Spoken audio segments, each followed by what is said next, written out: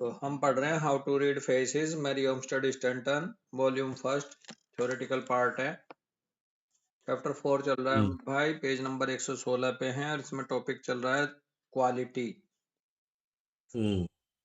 Page number 116 पे last paragraph से मैरी-ओमस्टेड कह रही हैं कि after noting the various conditions of the complexion, skin and hair, our phrenologist next observe the various meanings which the eye discloses, and this is all very encouraging, for it seems impossible to me to read human character without taking notice of every feature of the face, and indeed of all bodily features, together with the voice, the walk, the handwriting, the handshaking, gestures, attitudes, and every motion of the muscle of the face and body.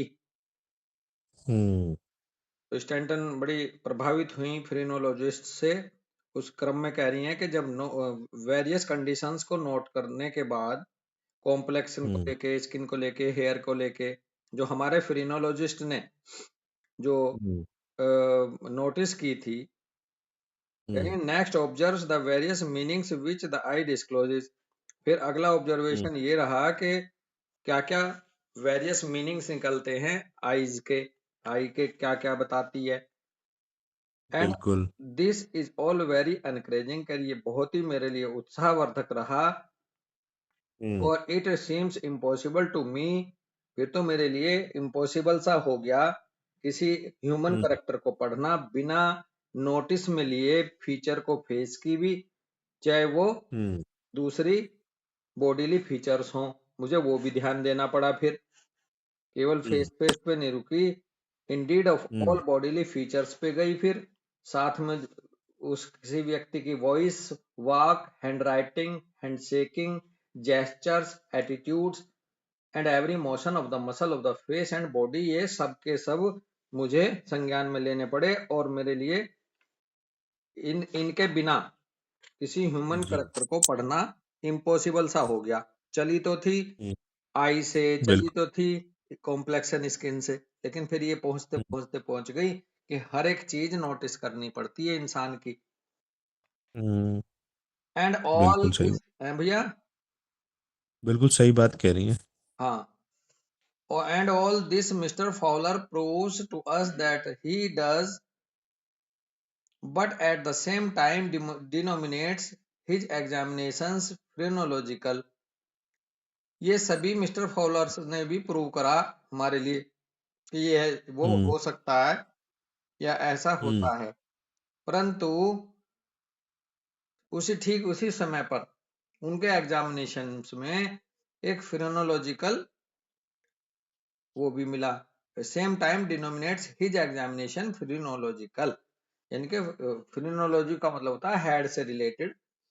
साथ में सारी चीजें उन्होंने बताई, लेकिन उन्होंने फ्रेनोलॉजिकल जो है उस पर प्रदर्शित किया अपनी नॉलेज को, फाउलर साहब ने।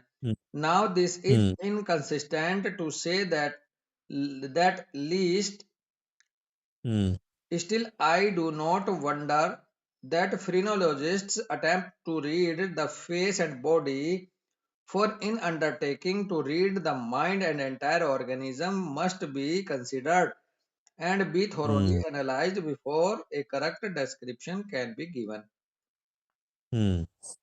अब ये इनकंसिस्टेंट है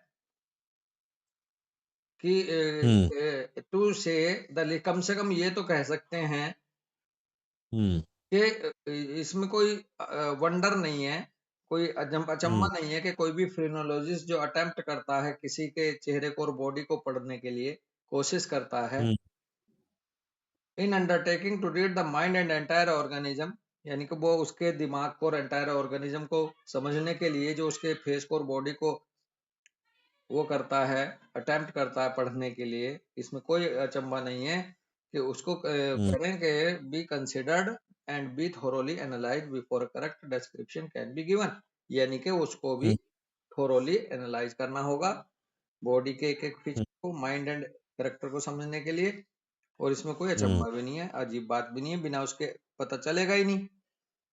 हम्म For in as much as mind inheres in the entire organism, we must study not only the size and form of the head and body, but also of the eyes, the nose, the mouth, hmm chin, the hands, the feet, the hair, and even the eyelashes and fingernails. Every separate hmm feature and part of the body must come under the study of the examiner. If hmm the most complete and comprehensive knowledge of the character is desired. हम्म कह रही है कि in as much as mind in, अब जैसा कि हम सब जानते ही हैं कि माइंड जो है पूरे एंटायर ऑर्गेनिज्म में रहता है, हर जगह रोम रोम में माइंड हम्म है विद्यमान। बिल्कुल हर सेल का बिल्कुल अपना एक माइंड है। तो कह रही है we hmm must study not only the size and form of the head and body, हम केवल सिर और बॉडी तक ना रहे, हमें देखना होगा आंखों को भी, नाक को भी, मुंह को भी, चिन को भी, हैंड को भी, फिट को भी, हेयर को भी, आई लैसेस को भी, इवन फिंगर नेल्स को भी। Hmm every separate feature and part of the body must come under the study of the examiner. Examiner की स्टडी में हर एक पार्ट का होना, शामिल होना जरूरी है किसी ऑर्गेनिज्म को परखते वक्त। हर पार्ट की को एग्जामिन करे एग्जामिनर, यदि वो चाहता है हम्म कंप्लीट, मोस्ट कंप्लीट और कम्प्रिहेंसिव नॉलेज उसके करेक्टर की, सामने वाले इंसान की। तो हम्म रोम रोम को जानना जरूरी है, उसकी आंखें कैसी थी, उसकी नाक कैसी थी, उसके बाल कैसे थे, उसके नाखून कैसे थे, उसका कॉम्प्लेक्शन कैसा था, है ना भाई। जी देखो अब हमारे अंदर क्या कमी होती है कि हम नाक पकड़ लेते हैं, नाक से डिसाइड करने लगते हैं लोगों को, हाँ जी, नाक पकड़ लेते हैं, लिप्स पकड़ लेते हैं, कर लेते हैं। किसी का फोरहेड, लेकिन पर्टिकुलर पूरा देखना है। हाँ, एक एक फीचर को एनालाइज करके तब मोस्ट कंप्लीट और कंप्रिहेंसिव नॉलेज प्राप्त होगी उसके गुणों की, नहीं तो तुम बिल्कुल। अर्थ का अनर्थ कर दोगे। और यही हम जैसे बच्चे जो है, मतलब इस अभी वो यही कर जाते हैं हम यही कर इस रहे चीज। हैं, यही हाँ हम कर रहे हैं, क्योंकि हमें पता भी नहीं है। अब हम और आप पढ़ रहे हैं इसको, अब हमें समझ में आ रही हम्म है, नहीं तो आईब्रो को लेके ही हम मेडिसिन डिसाइड करने लगते हाँ थे वहां मलिक सर के यहाँ। उसकी डिस- नाक को लेकर के, उसकी आंखों को हाँ जी लेकर हाँ के हम कहीं कभी ये तो हाँ लेसिवियस है और ये तो फलाना है ढिकाना है। उसके कानों को हाँ लेके जी लाई को ले आते थे, कान लंबे तो लाई को, है भैया। हाँ जी। तो देखो अब पूरा का करना पूरा। क्या है कि जी, लिप्स अगर ठीक है या एडल्ट्रस है, तो उसकी वो स्किन भी मैच करनी चाहिए। रोम रोम, हर चीज। रोम रोम। हाँ जी। हाँ, हर चीज, तब एक कंप्लीट, हम्म, तब टोटलिटी बनाओ किसी इंसान की। बिल्कुल बिल्कुल। ये बहुत अच्छा हम लोगों को एक्सपोजर मिल रहा है इस बात से। कह रही है हाँ आई जी। Believe that all phrenologists are more physiognomists than they are simple skull feelers. कह रही है मेरा ये हम्म विश्वास है कि सभी फ्रीनोलॉजिस्ट जो हैं, जो सिर का खोपड़ी का जो स्टडी करते थे, उनको फिर हम बताए हैं हम्म फ्रीनोलॉजिस्ट बोलते हैं। कह रहे हैं कि वो ज्यादा से ज्यादा और भी ज्यादा फिजियोग्नोमिस्ट थे। हम्म केवल सिंपल, या होना चाहिए था उनको सिंपल स्कल फीलर से, केवल खोपड़ी को फील ना करें, पूरे के पूरे बॉडी को ही उन्हें करना चाहिए था।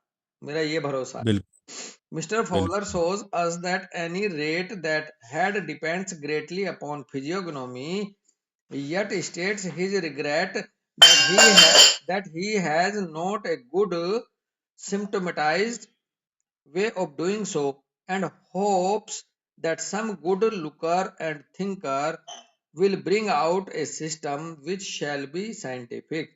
I hereby hmm call his attention to this system. Mister Fowler जी।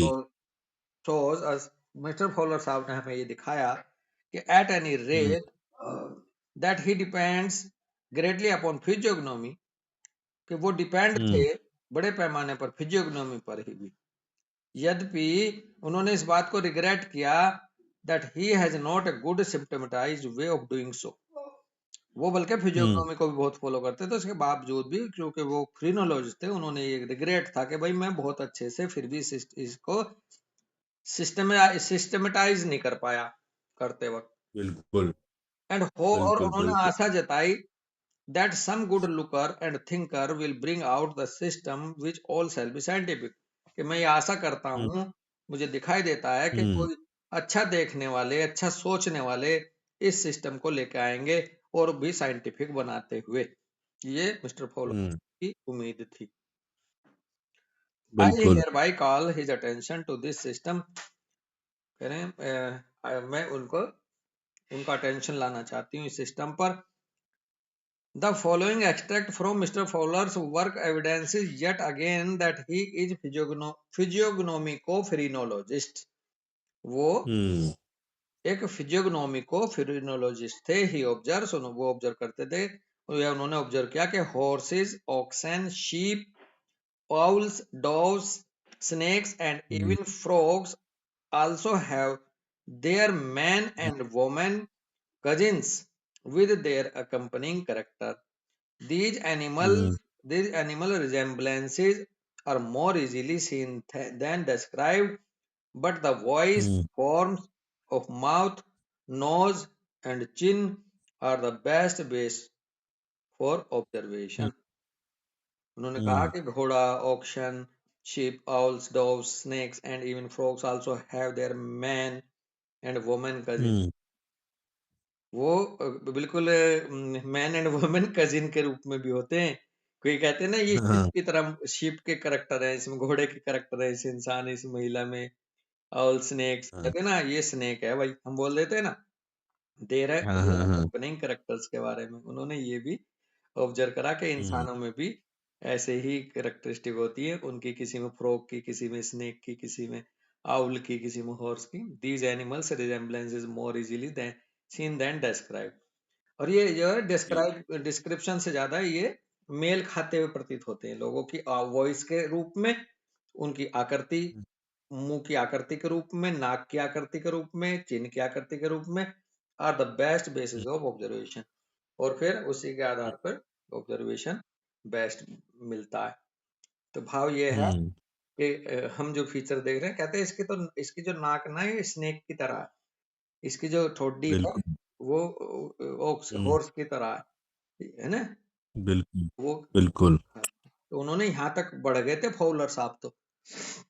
हुँ, चलो यहीं रुकते हैं भाई, राम राम दोस्त। हाँ जी भैया, राम, राम भैया।